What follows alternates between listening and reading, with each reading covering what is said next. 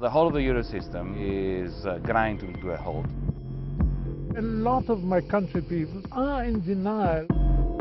We cannot possibly continue with this type of medicine. People get angry day by day. I don't think I will live to see the end of this crisis. The entry into the Eurozone, the numbers were fraudulent. They were all mythical. It's not a myth, it's a lie. It's a bloody lie.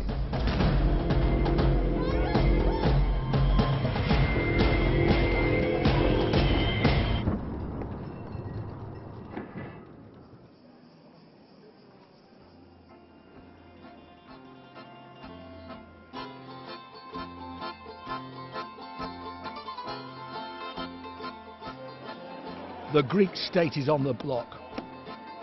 After years of chronic overspending, the knives are out. 20% of public sector jobs are about to go. Wages paid by government are being chopped by up to 30%. Nothing is ring-fenced, neither social security nor defence, not even health. Taxes are going up, and VAT is about to hit 23%. If you think the squeeze is hurting in Britain, try feeling the pain of Greece. I've come here to find out how things went so terribly wrong, and to look at what the future holds, not just for this beleaguered nation, but the entire Eurozone project. This is an insight into how an economy was broken by debt and delusion, prompting a crisis that threatens to sink the European single currency.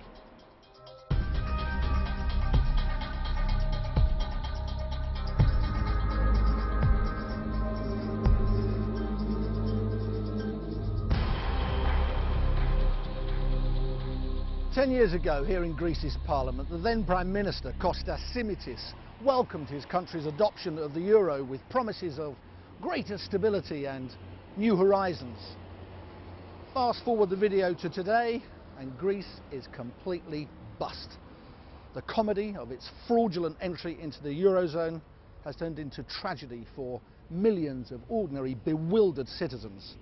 The story they were sold of rising prosperity for all was nothing more than a Greek myth. After the Olympic Games in 2004, Greece's government conceded that the cost of hosting the event had pushed up its country's deficit well above EU limits. But when the European Commission began delving into the scale of overborrowing, the Greek government was forced to come clean. The books had been cooked, with chunks of military spending conveniently omitted and tax receipts wildly overestimated. In 1999, the official deficit was 1.8% of GDP. That was wrong. It was really 3.4%. For years, this conflation of lies and statistics continued.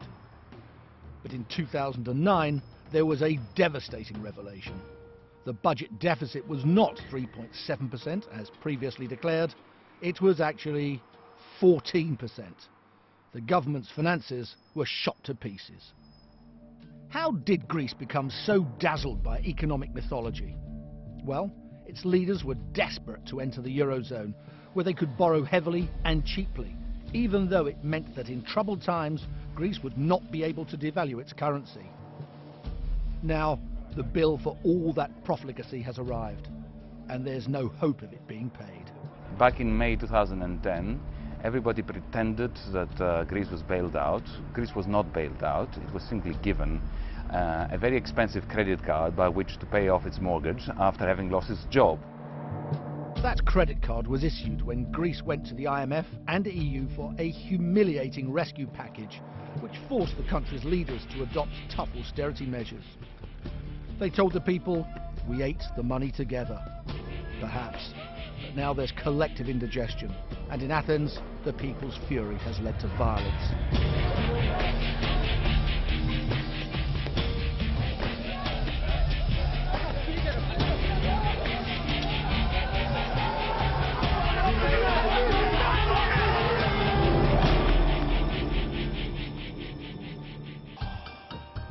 The causes of these problems are not difficult to understand, but finding a way out of them is, to say the least, challenging for a society that is used to living way, way beyond its means. We kept acting as if we still had the drachma. We kept giving raises, annual raises, as if we still had the drachma and that we would be able to devalue. So we acted totally irresponsibly. They started borrowing. They said, why not? People are giving us money. Then the European Union was giving us money to restructure our agriculture, but we didn't restructure it. The money went to the peasants, but they bought Mercedes cars. And what really happened with Greece is that because one removed the balance of payments and currency constraints that were there, Greece went out on a spending spree, both governments and really individuals. One example of massive state outlay is the plush underground rail system. Cash was pumped in to finance refurbishments and build new stations after Greece had joined the euro. But empty advertising billboards are just one indicator that lavish projects such as this are not exactly covering their costs.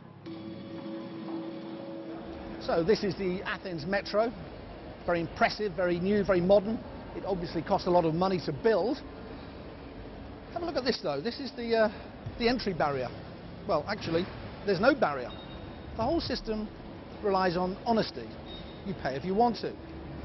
But if you don't want to, and you feel lucky, you can just walk through. A bit like the tax system.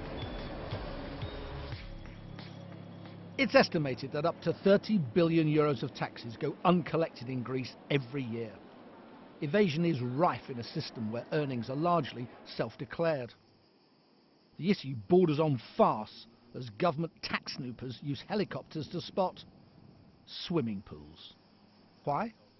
Well, they indicate real wealth and can be checked against their owners' income statements. Dodging tax, it seems, has become a sophisticated business. And this is one of those tax wheezes. Here in Greece, if you own a boat of a certain size, you pay a yacht tax. Except, that is, if it's used for commercial purposes. So what some owners do is install their house servants on the yacht, charge them a nominal rent, claim that it's a business residence, and eureka! No tax. For those in the private sector who work for conventional businesses and are taxed in the normal way, the long list of participants in Greece's black economy is a source of despair. Earlier this year, Athens burned as protests against the government's austerity programme caused chaos in the capital. Years of reckless overspending had finally come to a head. We were invited to film at this state-run centre that hands out free meals to destitute Greeks. But on arrival, we encountered hostility from those who did not want to be caught on camera. Embarrassed by their dependence on charity, they urged us to seek out not the poor, but the rich elites whose corruption had left them penniless. We have a middle class and an upper middle class and an upper class which simply don't pay taxes, which gives the moral right, in inverted commas, to poorer Greeks to think of tax evading as a form of resistance to the powers that be. If collecting taxes is beyond the state, what about selling assets? Bits of the port of Piraeus have already been snapped up by China, but much more has to go. The plan is to raise 50 billion euros from flogging off state property. But many insiders can't see the government getting anywhere near that target. Can you look foreign investors in the eye and say honestly, come to Greece, it's a great place to do business? Well, I'm by nature an optimist. However, I'm also a realist, and it is practically impossible to attract foreign investment with the existing taxation policy. Our red tape is world famous. So, if outside money balks at backing Greek business, what about the country's own private sector? While investors around the world scream over share price falls of 5 and 10%, the Greek stock market's blue chip index, the ATHEX 20, has dropped by 85% in less than 4 years, wiping billions from balance sheets and wrecking pension pots.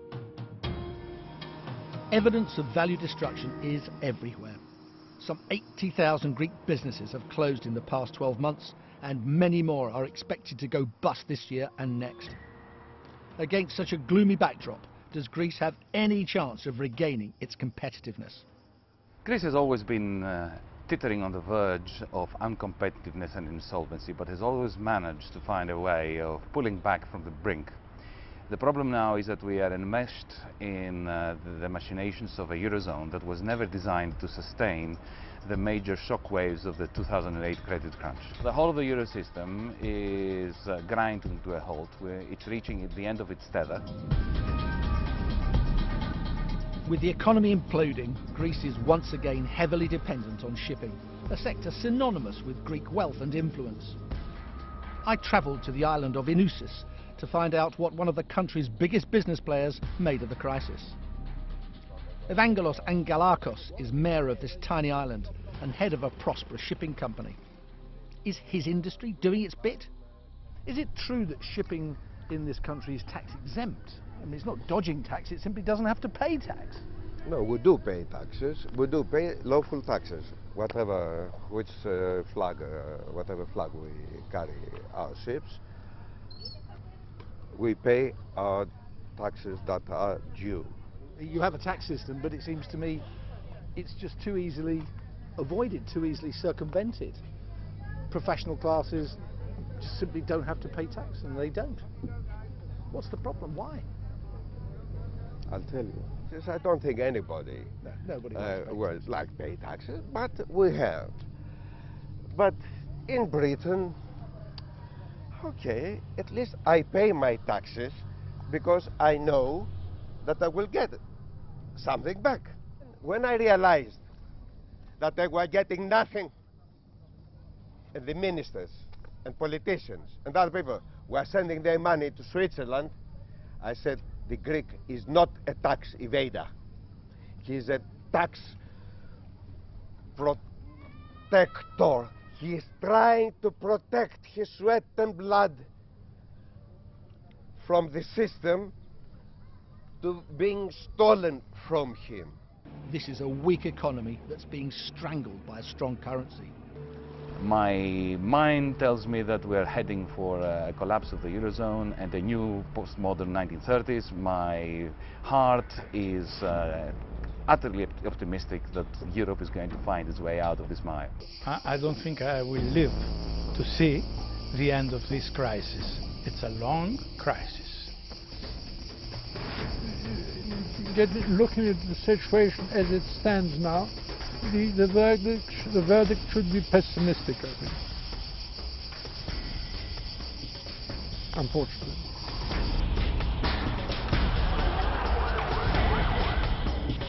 Ancient Greek drama reminds us that when divine and human purposes conflict, it's the will of the gods that always prevails.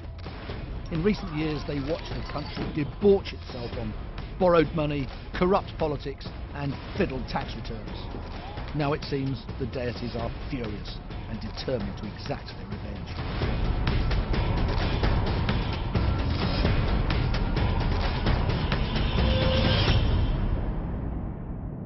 When the ancient Greeks built that temple more than 2,000 years ago, they dedicated it to Athena, goddess of endeavour and reason. If she were looking down today, it's hard to imagine that she would be pleased by what modern Greece has become. Having been seduced by insidious political myths, it's now being pulled apart by pitiless financial reality. And the final act in this Greek tragedy is still to come.